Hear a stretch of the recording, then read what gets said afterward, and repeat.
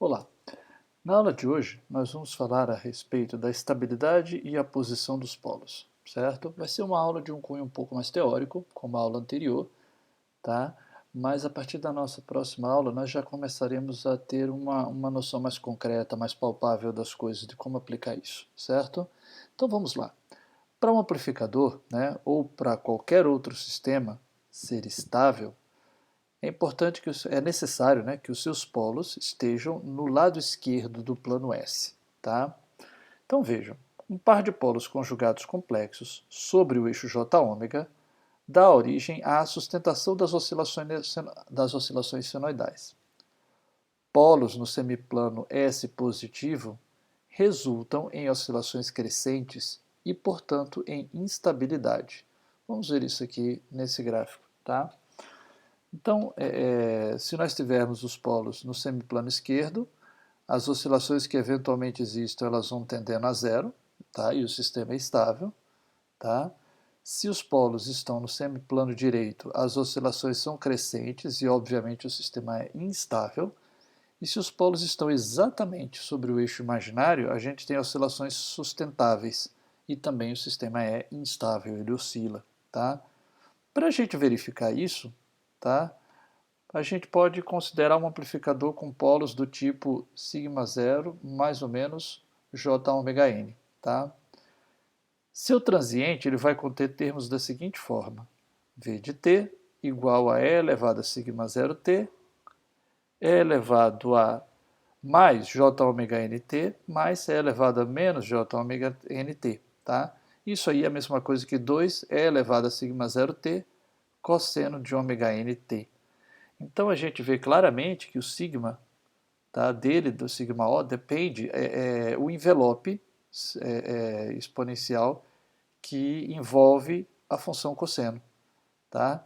Então se o sigma O, que é a parte real, né? Então veja, cadê os polos são do tipo...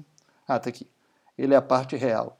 Se o sigma O for negativo, ou seja, se a parte real dele estiver no semiplano esquerdo, então significa que aqui vai ser E elevado a um número negativo.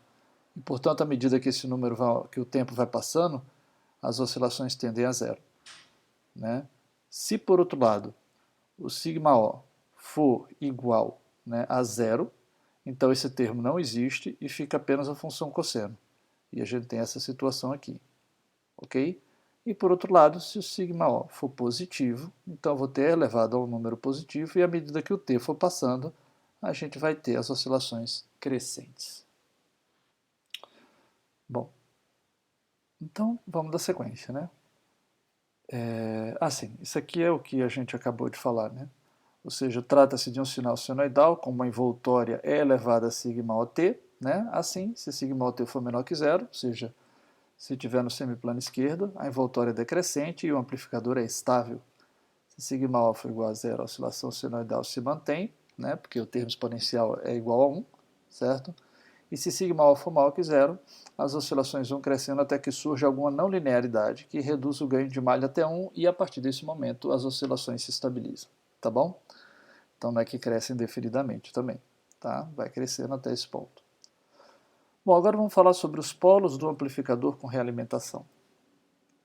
Os polos do amplificador realimentado são as raízes do polinômio 1 mais A de S beta de S, ou seja, são obtidos a partir de 1 mais A de S beta de S igual a zero, que é a equação característica da malha de realimentação. Tá? Logo, né, os polos do amplificador realimentado serão diferentes, tá, dos polos do amplificador básico, certo? Porque, claro, os polos do amplificador básico, a função de transferência é apenas A de S, e agora eu tenho 1 mais A de S beta de S. Tá? Para a análise que segue, será considerado que o amplificador em malha aberta tem polos reais e seus zeros estão em S igual a infinito. Tá? Além disso, se supõe que beta não depende da frequência. E assim vai simplificar a nossa análise, permitindo que a gente se concentre nos aspectos mais importantes. Tá bom? Então vejamos. Vamos começar com a resposta do amplificador com polo simples. Então a gente tem A de S igual a AO dividido por 1 mais S sobre ômega P, tá? Onde ômega P é a frequência de corte. E o ganho de malha fechada vai ser A de S sobre 1 mais A de S beta. Lembrando que o beta, nessa simplificação que fizemos, não depende da frequência. Então, isso daqui vai dar esse resultado aqui para a gente. Tá? A gente vai obter essa expressão quando a gente substitui o valor de A de S aqui embaixo. Tá? E daí a gente vê que a frequência de corte de malha fechada vai ser a frequência de corte do amplificador básico multiplicado por 1 mais A beta. O que é importante aqui notar é que para ômega muito maior do que WPF, né, que é a frequência de corte de malha fechada, o AF de S ele se reduz, porque o que vai acontecer nesse caso? Né? O que vai acontecer nesse caso é que o termo, né, AS de beta, esse termo aqui, ó, ele vai ser, porque veja, se eu considero que o S é muito maior, se a frequência, né, a frequência real ômega é muito maior que a frequência de corte, tá? O que acontece é que para frequências muito altas, tá, o ganho cai bastante. O ganho do amplificador básico cai bastante. Se o ganho do amplificador básico cai bastante, isso significa, tá, que a S de beta diminui muito. E vai diminuir tanto a ponto que o AS de beta vai ser muito menor do que 1. E se o AS de beta for muito menor que 1, a gente vai desprezar esse termo aqui. Tá? A gente vai desprezar esse termo aqui. E se a gente despreza esse termo aqui, tá? A gente vai ter basicamente, né, que o ganho de malha fechada, tá, vai ser A de S aproximadamente igual. Né? Ou seja, o ganho de malha fechada vai ser aproximadamente igual a A de S. Porque se esse termo aqui é muito menor do que esse, eu posso desprezá-lo, fica A de F igual aproximadamente a A de S. Isso significa que para frequências muito altas, devido à queda do ganho do amplificador básico, pelo fato de que está operando uma frequência muito elevada, o ganho de malha cai muito e a quantidade de realimentação é muito pequena. E a realimentação é ineficiente e ela perde o sentido dela e o circuito funciona como se ele não fosse realimentado. Tá? Então aqui a gente tem uma ilustração do que é que acontece, né? Nesse caso aqui, vejam só. Tá? Inicialmente eu tinha a frequência de corte em ômega P. Com a realimentação, ela se desloca para ômega PF, que é ômega P que multiplica 1 mais a 0 beta. Então o polo vem para cá. Então o circuito fica mais estável. O circuito original tinha esse ganho aqui, ó, A0. Tá? Com a realimentação, o ganho diminui, mas em compensação, olha o que acontece com a frequência. Ela aumenta. Então eu troco o ganho por largura de faixa através da realimentação. Tá? Agora aqui é importante notar o seguinte: como o atraso de fase devido ao único polo é de no máximo 90 graus, o deslocamento de fase de 180 graus necessário para que a realimentação se torne positiva nunca é atingido. Tá? E o polo nunca passa para o lado direito do plano S. E por isso, esse tipo de amplificador com um polo apenas, ele é incondicionalmente estável, ele é conhecido assim, dessa forma. Certo? Bom, agora vamos ver o caso do amplificador com dois polos. Certo? Então, no caso do amplificador com dois polos, a gente pode dizer que A de S é desse jeito que tem aqui. Né? Então, aqui eu tenho o primeiro polo, aqui eu tenho o segundo polo.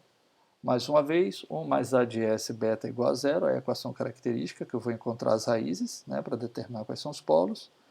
E eu vou resolver essa expressão aqui e vou obter polos que vão ter essa estrutura aqui. Vejam, eles têm uma parte real, tá? E essa parte aqui, ó, que está dentro da raiz quadrada. Então vamos ver o que é que acontece. Olha só.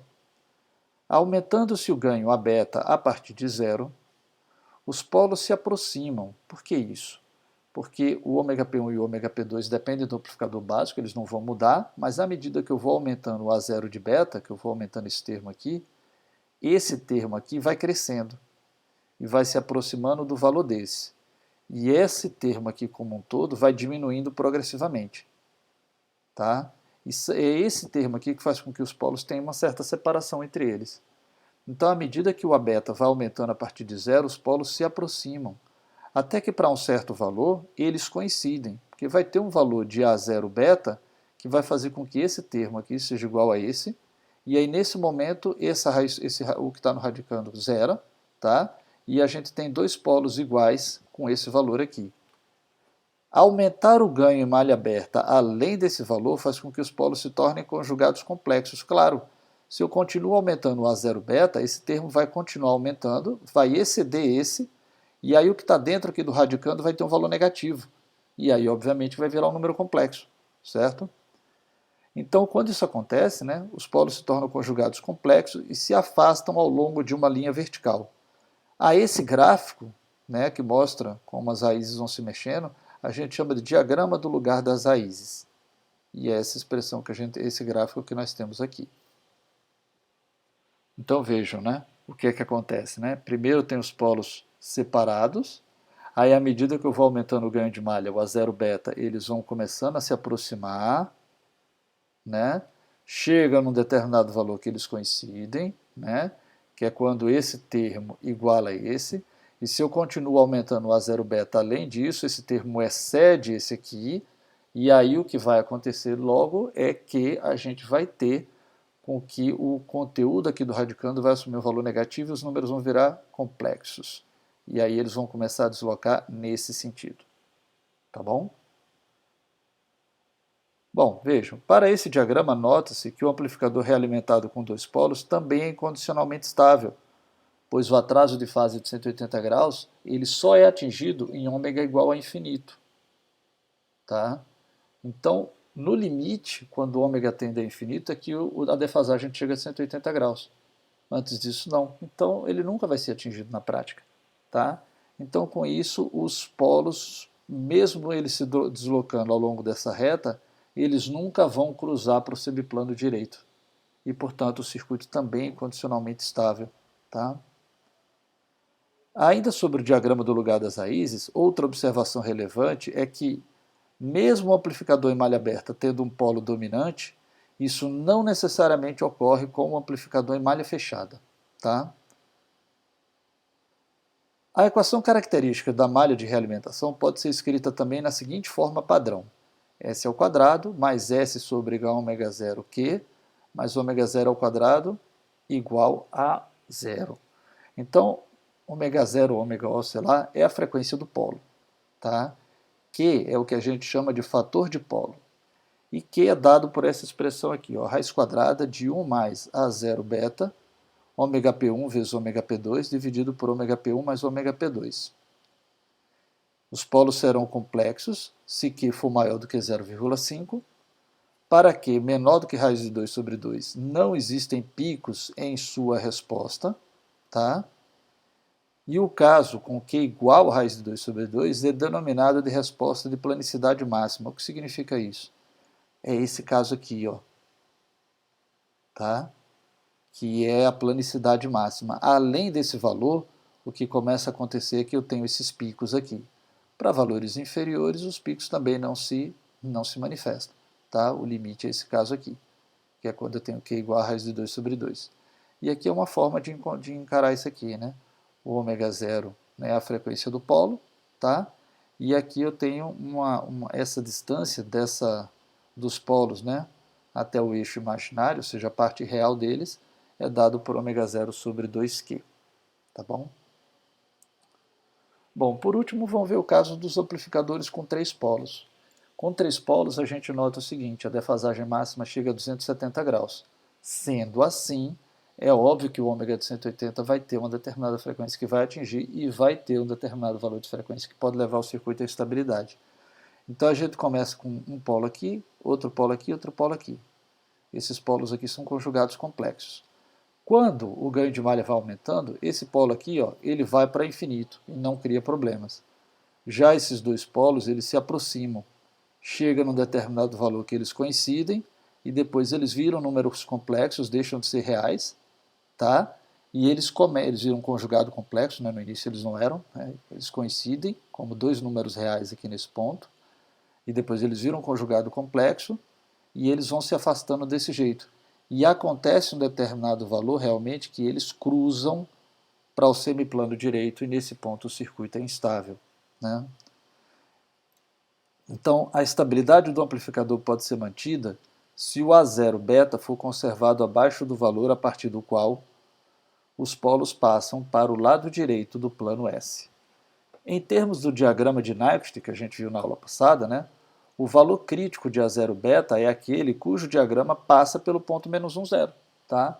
Reduzindo o A0 beta, o diagrama de Nyquist se retrai e intercepta o eixo real à direita do ponto menos 1, 0, o que indica a estabilidade.